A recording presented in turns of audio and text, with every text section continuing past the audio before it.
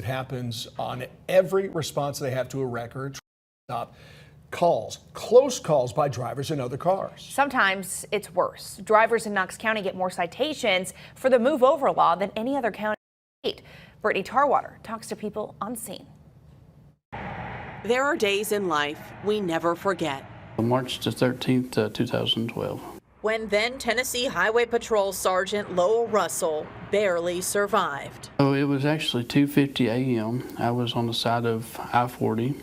When an 18-wheeler slammed into his cruiser. Knocked me 330 feet, and then, of course, the car burst into flames, and that's all she wrote.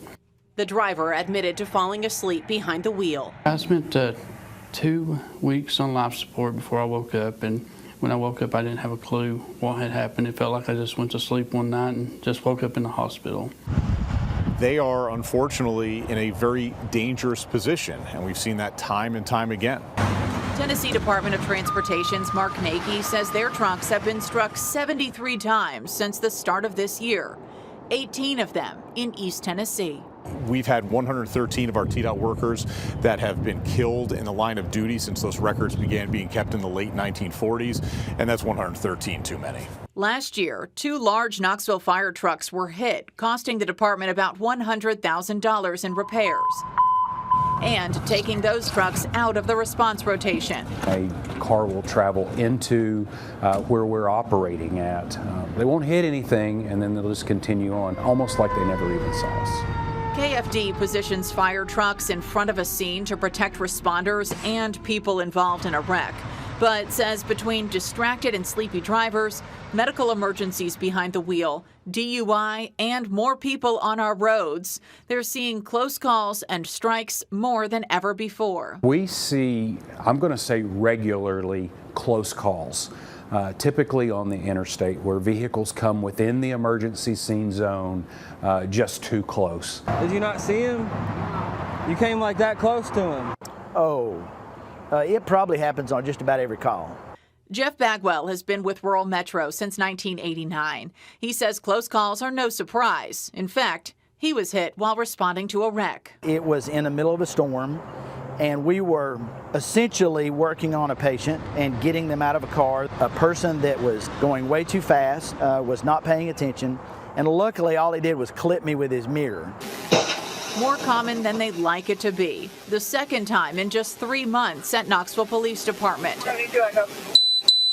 In September, Knoxville police officer Jose Somoza was responding to a wreck on I-40 in West Knoxville. And that's when I received the impact from behind. The Marine Corps veteran turned Knoxville police officer and father of 3 was hit by an accused drunk driver. So my first reaction was to get out and ask them to make sure they were okay, ask them if they needed an ambulance, and then went from there. Somoza knows he is one of the lucky ones. In 2000, Knox County Sheriff's Deputy Angela Payne was hit and killed by a car while confronting a shooting suspect. 48-year-old Loudoun County Sheriff's Deputy Chris Jenkins hit and killed in 2022 while getting out of his cruiser to remove a ladder from I-75 by a truck driver who admitted to being under the influence. Tennessee enhanced its move-over law in 2023, requiring drivers to move over a lane of traffic for any stopped vehicle with flashing lights. The penalty for violating the law is up to $2,500 and possibly 30 days in jail.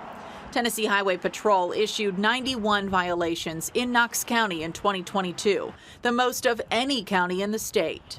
A poll sponsored by the National Safety Commission shows more than 70% of Americans have never heard of a move-over law.